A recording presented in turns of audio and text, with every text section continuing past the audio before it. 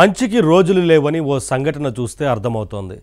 ఉన్నతంగా ఆలోచించిన ఓ మహిళ రోడ్డు పక్కన దొరికిన పాపను దత్తత తీసుకుని పెంచుకుంది. కానీ పెద్దయ్యాక ఆ అమ్మాయే సదరు మహిళ పాలిట శాపమైంది. తన మగ స్నేహితులను నమ్మి అల్లారు ముద్దుగా పెంచిన పెంపుడు తల్లినే కడతీర్చింది. ఏ లోటు రానియకుండా చూసిన ఆమె ప్రేమను మర్చిపోయి దారుణంగా ప్రవర్తించింది. ఈ దారుణ సంఘటన ఒడిశాలో ఆలస్యంగా వెలుగు చూసింది. ఒడిశాకు చెందిన జితేంద్ర కుమార్, రాజ్యలక్ష్మి భార్యాభర్తలు.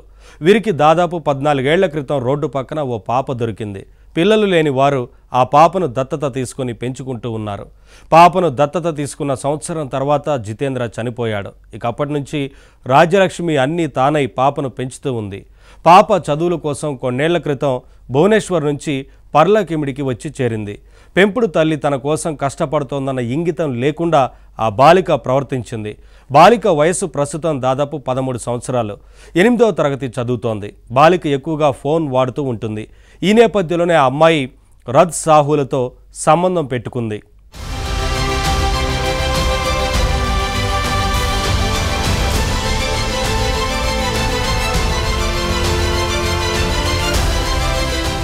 వారు ఆ బాలిక కంటే వయసులో చాలా పెద్దవారు. ఈ మొత్తం క్రైమ్ కథలో రద్ కీలక పాత్ర పోషించాడు.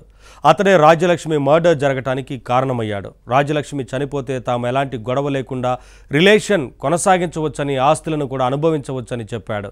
పెంపుడు తల్లిని చంపే విధంగా బ్రెయిన్ వాష్ చేశాడు. బాలిక పెంపుడు తల్లిని చంపడానికి ఒప్పుకుంది. ఆ బాలిక, రద్ సాహులు కలిసి మర్డర్ ప్లాన్ వేశారు. ఏప్రిల్ 29న రాజ్యలక్ష్మికి బాలిక నిద్రమాత్రలు ఇచ్చింది. అయితే ఆమె స్పృహ తప్పి పడిపోగానే రద్ సాహులకు ఫోన్ చేసి పిలిపించింది.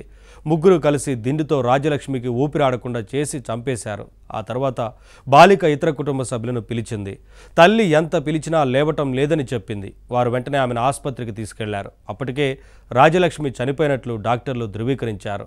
గుండెపోటు కారణంగా ఆమె చనిపోయిందని అందరూ భావించారు. అయితే రాజ్యలక్ష్మి సోదరుడు ప్రసాద్ బాలిక ఫోన్ చెక్ చేయడంతో అసలు విషయం బయటపడింది.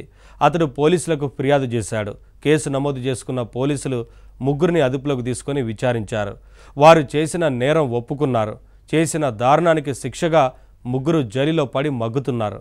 అనాథగా ఉన్న పాపను దగ్గరకు తీసుకుని అన్నీ తానై పెంచితే ఆమె చావును చూసింది 13 ఏళ్ల అమ్మాయి. ఈ వార్త ప్రస్తుతం నెట్టింట వైరల్ అవుతోంది. మంచికి రోజులు లేవంటూ నెటిజన్లు కామెంట్స్ చేస్తున్నారు.